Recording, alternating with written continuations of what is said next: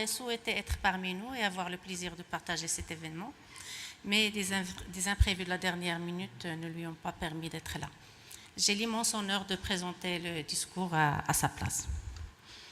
Monsieur Louali, Madame la Présidente de l'APB, Monsieur le Président de l'OSIM, Mesdames et Messieurs, j'ai le plaisir d'ouvrir les travaux de cette conférence importante, tant par la thématique que par la qualité et la diversité de ses participants. Je tiens à remercier l'OSIM pour les efforts accomplis depuis plusieurs mois afin de mener à bien ces assises. Avoir choisi l'accélération digitale dans les établissements publics et semi-publics comme thématique pour cette manifestation annuelle n'est pas anodin. Il reflète votre intuition, voire votre compréhension et conviction profonde du pouvoir de transformation que les technologies de l'information peuvent apporter à l'amélioration des services publics de notre pays et au renforcement de l'administration numérique. Mesdames et messieurs, l'administration numérique est pour moi d'abord un accélérateur du renforcement de la transparence et l'égalité des chances dans l'accès aux services publics. J'y tiens particulièrement, je pense que l'intérêt accordé aux services publics est fortement corrélé au niveau de la transparence de la gestion administrative. Plus elle sera optimisée, plus le citoyen sera persuadé de l'intérêt de sa participation à la vie publique et à la vie politique. L'administration numérique agit comme un double levier d'amélioration pour l'efficacité et l'efficience de l'administration en permettant notamment la rationalisation des dépenses de fonctionnement et pour le rendement des individus et donc de croissance économique. D'un autre côté, et j'en suis convaincue, le programme de gouvernement en matière de technologie de l'information constitue un consommateur d'une industrie IT créatrice d'emplois qualifiés et de valeur ajoutée. Je souligne aussi l'implication de tous les acteurs publics et privés qui demeurent primordiales pour réussir l'accélération de la transformation digitale du secteur public. À cet effet, je me suis donné 4 résolutions qui vont être détaillées dans un cadre référentiel de l'accélération de la transformation digitale de l'administration publique.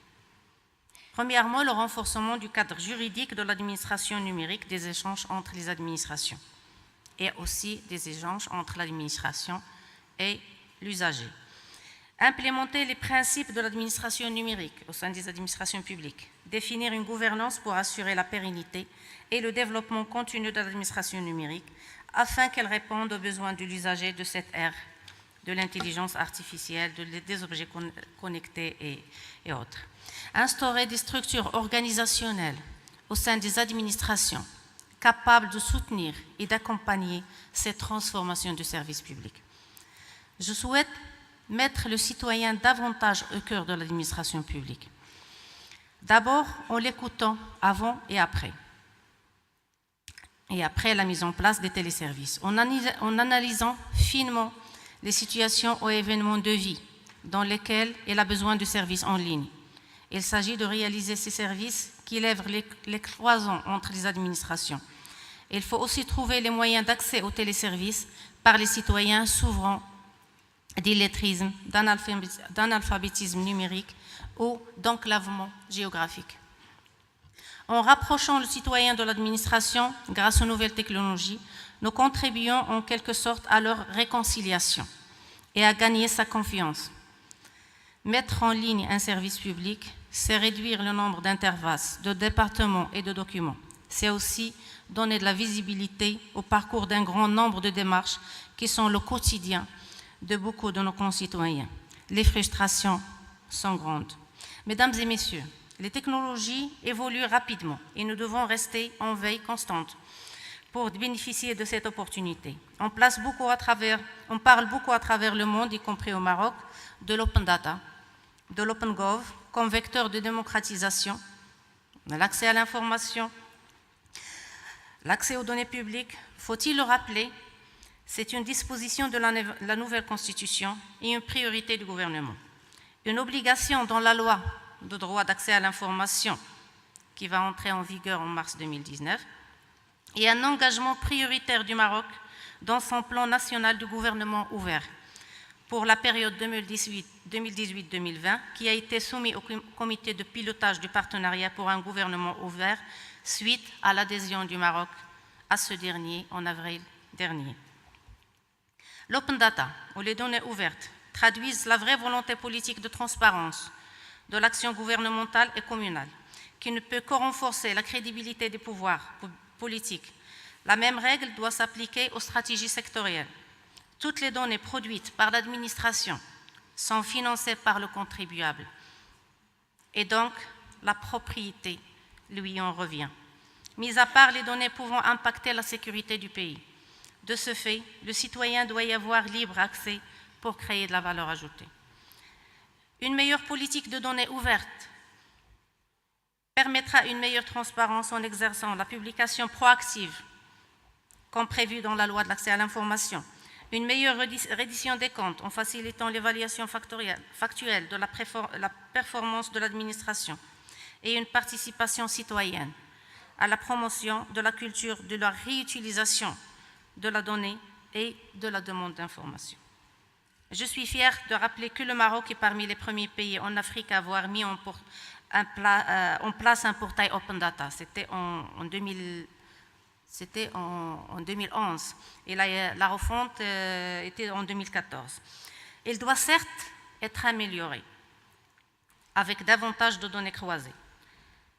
Donc la mise en place de la politique de la donnée publique va être la solution pour qu'il soit enrichi par des informations susceptibles d'intéresser l'usager.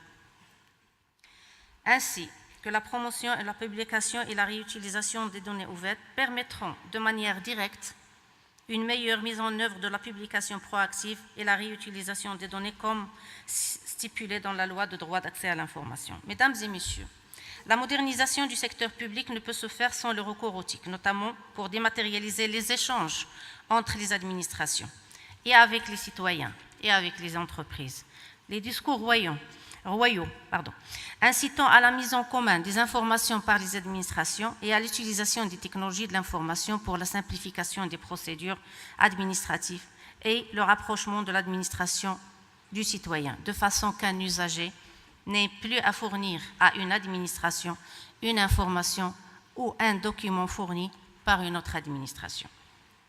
L'atteinte de cet objectif nécessite de mettre en place deux piliers. D'une part, le partage des données entre les administrations, via l'échange électronique d'informations entre les départements ministériels et les établissements publics.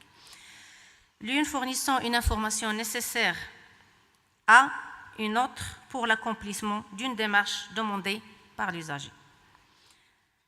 Et ou via la création de bases de données fédératrices partagées et collaboratives, donnant aux administrations l'accès à une donnée fiable, à jour et complète au sujet de l'usager.